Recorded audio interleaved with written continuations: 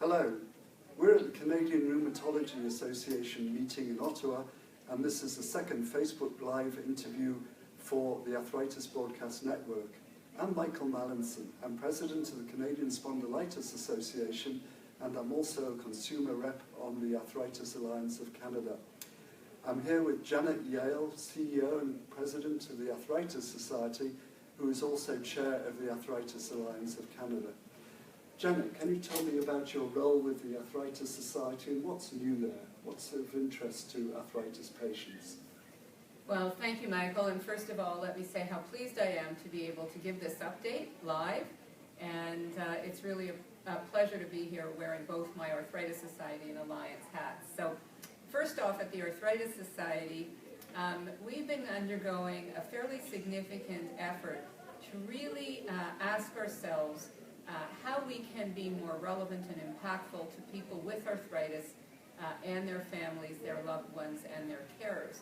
So we've gone through a fairly significant exercise that's involved a survey of our database and people living with arthritis, as well as some focus groups across the country in multiple cities to really make sure we can answer that question of how we can be most relevant, how we can be most impactful, so that wherever you are in Canada, on any day, at any time, at any stage of your disease, if you have a question, we're in a position to answer it. And one of the things that makes that possible, of course, is technology. So when we first started under Mary Pack's leadership almost 70 years ago, the novelty was to be able to provide in-person peer support to people living with disease.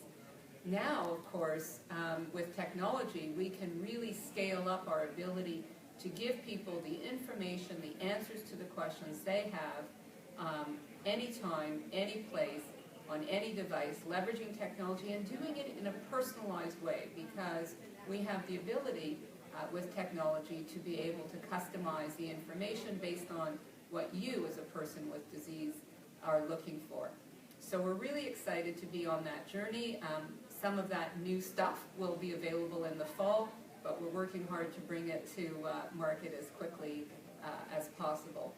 We're also embedding much more focus on patient engagement in all of our research strategy, and we're really excited about the work we've done looking around the world at what are best practices involving people with arthritis in developing a research strategy and setting research priorities and making sure that we're solving the problems that matter most to people living with arthritis. So really excited about the work we're doing and really interesting times. So we're here at the Canadian Rheumatology Association meetings. We always sponsor the opening reception as a way of thanking the rheumatology community for the great care they provide for people with disease and for their incredible support of the Arthritis Society. So that in a nutshell is what's going on at the Arthritis Society. Pretty exciting times. Thank you, Janet. That's all very interesting, and I look forward to seeing these things come to pass in the future. Tell me a little bit more about your role as chair of the Arthritis Alliance of Canada and what the Arthritis Alliance of Canada is and what it is trying to accomplish. So the Arthritis Alliance of Canada is 30-plus organizations who have all come together in common cause. Consumer advocates, that's people living with disease, the lived experience, rheumatologists, researchers, clinicians, other organizations, and we work together, I would say, on three main things. The first is to really showcase what's going on in research, both in Canada and around the world, that is making a difference and impacting people's lives. And secondly, to make sure that we are working together to improve the way in which people with arthritis are cared for, whether they have inflammatory or rheumatoid arthritis or osteoarthritis. And we have huge teams of volunteers working with their way through these exercises, and we're pretty excited about the progress we're making in partnership with others. And then finally, really making sure we're the voice on behalf of people with arthritis as champions and advocates federally and provincially, and working hard to make sure that arthritis is recognized as a chronic disease that has huge personal consequences for people with disease, but also takes a huge toll both in terms of the healthcare costs and the productivity impacts on the overall economy, and what governments can do to help solve those problems. Wonderful, thank you. Let's go back to research, and how does the Arthritis Society facilitate research in rheumatology and arthritis? So, thanks for that question. The Arthritis Society is the largest non-government funder of arthritis research in Canada, and has been for quite a number of years. And what we do is we like to say that we fund the best and the brightest researchers.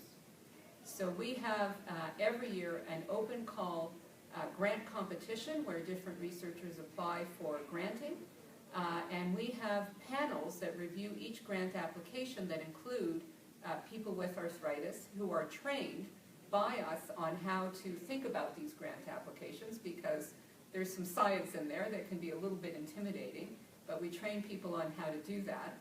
And so the ranking of the projects is based on the combined score of the consumer reviewers and the scientists, and then the grant awards are done. At this time, consistent with everything else we're doing, we're looking around the world to see how we can improve patient engagement in our research process, both in terms of setting research priorities, making sure we're solving real problems that people with arthritis experience, setting those priorities, getting involved with the researchers and designing their grants, and as well even more involvement in our ranking process. So this is the last year under our current strategy, and because it takes a full year to do this process in a way that really involves all our stakeholders in those consultations. And stay tuned for the big reveal, probably about a year from now. That's wonderful.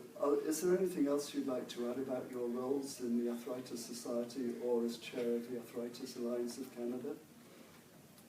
Well, the one thing I would say is that I think in any role like this, it's really important to be authentic and to have a passion for the cause. And in my case, while I personally don't have arthritis, my husband has very severe osteoarthritis in both his shoulders, and in fact, over the last 2 years, had 2 shoulder replacement surgeries. So while I haven't lived it firsthand, I've lived it as close to firsthand as you possibly can in terms of understanding the emotional, psychological impacts of the disease, because it is a chronic condition that really wears you down, and what it takes to be able to fight literally to be able to live as well as you can, and to overcome the pain and the fatigue and how much it wears you down, to be able to continue to try and live life to its fullest. And I think that experience helps me fight as hard as I can to make sure that arthritis gets the attention it should from policymakers, decision makers, and really helps me understand how we can be as relevant and impactful as possible. Thanks. Thank you for agreeing to be interviewed, and thank you for your sharing all this information with us. So, Michael and Janet, we have a question from an audience. First question, the audience member thanks your page for being helpful to remote areas as well as metropolitan areas. Will there be any changes that you're anticipating for the website?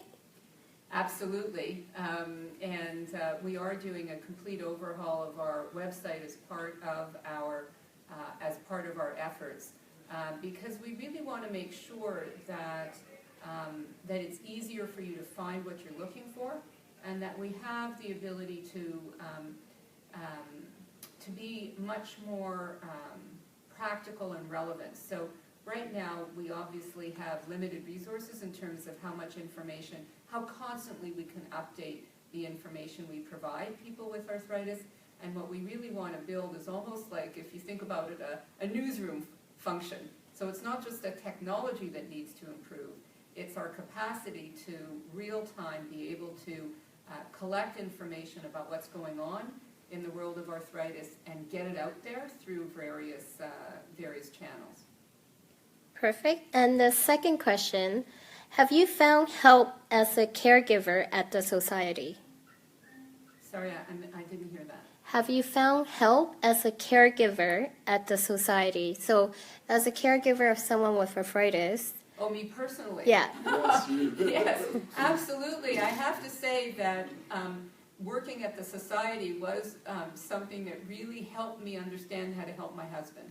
So when he had first mentioned that he had arthritis in his shoulders and first went to an orthopedic surgeon, decided not to have shoulder surgery, and then just was living in pain, I didn't really know and understand how to help him.